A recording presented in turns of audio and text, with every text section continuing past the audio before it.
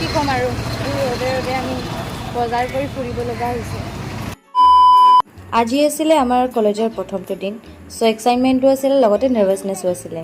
লগৰজনী আৰু মই পুৱাই সোনকালে উঠি পেলাই সকলোখিনি কাম কৰি মেলি আৰু খানা চানা বনাই মেলি আজৰি হৈ গা পা ধুই এয়া ৰাতিপুৱা ব্ৰেকফাষ্ট কৰিলোঁ। যিহেতু আমি এতিয়ালৈকে টেবুল চেয়াৰবিলাক নিয়া নাই, সেইকাৰণে এনেকৈ মাটিত বহিয়ে খালোঁ।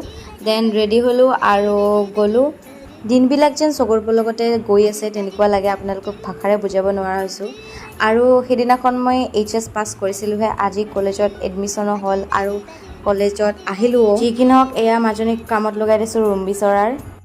চ' গাইজ লাষ্ট আমি 1 ঘণ্টাৰ পৰা ৰুমটো বিচাৰি বিচাৰি অৱশেষত পালোঁ।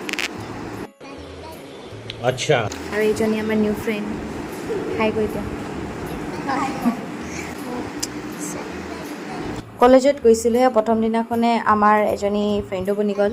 তাৰপিছতে বাহিৰত ওলাই পেলাই আমি অকণমান বজাৰ কৰিলোঁ, বজাৰ কৰিব লগা আছিলে আৰু ইমান বেছি গৰম, ঘামজামি অৱস্থা বেয়া। আহি এটা ঠাণ্ডা খালোঁ, দেন আমি চাহ খালোঁ আৰু চাহ খাই পেলাই শুই গৈছিলোঁ আৰু বেলেগ একো ভিডিঅ' কৰা নাছিলোঁ। এয়া ৰাতি খালোঁ ডিম আলু আৰু আজিলৈ বাই বাই।